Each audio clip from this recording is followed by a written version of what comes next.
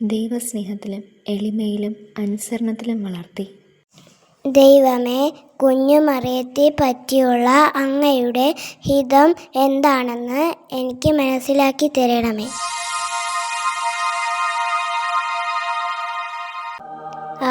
നിങ്ങൾ ആരാണ്? എനിക്ക് പേടിയാകുന്നു. എന്നെപ്പോലെ തന്നെയുണ്ടല്ലോ കാണാൻ. ഞാൻ നീ തന്നെയാണ്. ദൈവത്തിന് നിന്നെക്കുറിച്ചുള്ള ഇഷ്ടം നിനക്കറിയണ്ടേ? അതെയോ? എങ്കിൽ പറ, ഞാൻ ദൈവത്തിന് പ്രിയപ്പെട്ടവളായി വളരുമോ? തീർച്ചയായും. ദൈവത്തിന് ഏറ്റവും പ്രിയപ്പെട്ടവൾ കർത്താവിൻ്റെ അമ്മയാണ് നീ. എന്ത്? എനിക്ക് വിശ്വസിക്കാൻ കഴിയുന്നില്ല. സത്യമാണ്. നിന്നെക്കുറിച്ചുള്ള ദൈവഹിതം അതുതന്നെയാണ്. എൻ്റെ കൂടെ വാ, ഞാൻ കാണിച്ചു തരാം. മാലാഖമാരെക്കുറിച്ച് കേട്ടിട്ടുണ്ടോ? അന്നമ്മ പറഞ്ഞു തന്നിട്ടുണ്ട്. ഒരു നാൾ ഗബ്രിയേൽ മാലാഖ നിന്റെ അടുത്ത് വരും. അന്ന് നീ ഭയപ്പെടും. പക്ഷേ ഏറ്റവും വലിയ സന്തോഷത്തിൻ്റെ സദ്വാർത്ത അന്ന് ദൂതൻ നിന്നെ അറിയിക്കും. ഇത് എൻ്റെ എലിസബത്ത് അല്ലേ? അവൾ അമ്മയാകാൻ പോകുന്നുവോ? അതെ, ദൈവകൃപയാൽ. ഇത് എലിസബത്തിൻ്റെ കുഞ്ഞാണോ? അല്ല, നിന്റെ ഉണ്ണിയാ. എന്ത്?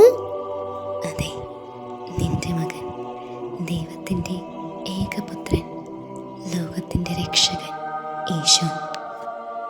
ദൈവഹിതം എന്നിലൂടെ നിറവേറുന്നതിൽ ഞാൻ സന്തോഷിക്കുന്നു. ഉണ്ണിക്ക് ജനിക്കാനൊരിടം കിട്ടാതെ നിങ്ങൾ വിഷമിക്കും.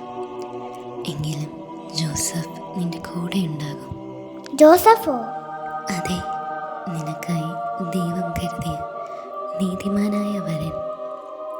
അദ്ദേഹം ദൈവഹിതത്തെ പൂർണ്ണമായും അനുസരിച്ചു, നിന്നെ പോലെ തന്നെ. ദൈവം ജോസഫിനെ അനുഗ്രഹിക്കട്ടെ. ഉണ്ണി ശിമയോൻ്റെ കയ്യിൽ സമർപ്പിച്ച് ദൈവത്തിന് കാഴ്ചവെച്ച ശേഷം ജ്ഞാനത്തിലും പ്രായത്തിലും മാതാപിതാക്കളുടെയും ദൈവത്തിൻ്റെയും പ്രീതിയിലും ഈശോ വളരും. 12-ാം വയസ്സിൽ അവിടുത്തെ കാണാതെയാകും. പക്ഷെ വിഷമിക്കേണ്ട, 3-ാം നാൾ ദേവാലയത്തിൽ വെച്ച് നിങ്ങൾ അവിടുത്തെ കണ്ടെത്തും. കല്യാണമോ? കാനയിലെ കല്യാണം. അവിടെ വെച്ചാണ് ഈശോ ആദ്യത്തെ അത്ഭുതം പ്രവർത്തിക്കുന്നത്. അതും ഈശോയുടെ സ്വന്തം മറിയാമ്മ ആവശ്യപ്പെട്ടതുകൊണ്ട് മാത്രം. എന്താണ് ആ അത്ഭുതം? കല്യാണ വീട്ടിലെ വീഞ്ഞ് തീർന്നു പോകും. അപ്പോൾ ഈശോ അവിടെ ഉണ്ടായിരുന്ന 6 കൽഭരണിയിലുള്ള വെള്ളവും വീഞ്ഞാക്കി മാറ്റും. കൊള്ളാലോ, എനിക്ക് സന്തോഷമായി. സന്തോഷം മാത്രമല്ല, നിന്റെ ഹൃദയത്തിൽ ഒരു വാൾ കിടക്കും. ഈശോ ഈ ലോകം ക്രൂശിക്കും. അത് നിനക്ക് സഹിക്കാൻ കഴിയില്ല. എനിക്ക് പേടിയാകുന്നു. ഇത് സഹിക്കാൻ കഴിയുന്നില്ല. ഭയപ്പെടേണ്ട. എല്ലാ മനുഷ്യരുടെയും പാപങ്ങൾ ക്ഷമിക്കപ്പെടുന്നതിന് വേണ്ടിയാണ് ദൈവം തൻ്റെ ഏകപുത്രനെ നൽകിയത്. ദൈവം അത്രമാത്രം ലോകത്തെ സ്നേഹിച്ചു. അപ്രകാരം എല്ലാ മനുഷ്യരുടെയും അമ്മയായി നീ ഉയർത്തപ്പെടും. ദൈവഹിതം നിറവേറട്ടെ. എന്നാൽ 3 ദിവസത്തിന് ശേഷം ഈശോ ഉയർത്തെഴുന്നേൽക്കും.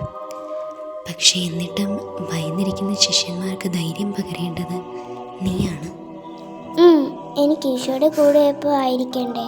ഈശോ ഉയർത്തെഴുന്നള്ളി കുറേ കാലം കഴിയുമ്പോൾ മാലാഖമാർ മറിയത്തെ സ്വർഗത്തിലേക്ക് കൊണ്ടുപോകും. അവിടെ വെച്ച് സ്വർഗത്തിൻ്റെയും ഭൂമിയുടെയും രാജ്ഞിയായി ഈശോ ഈ മറിയക്കുട്ടിയെ വാഴിക്കും. ആമേൻ.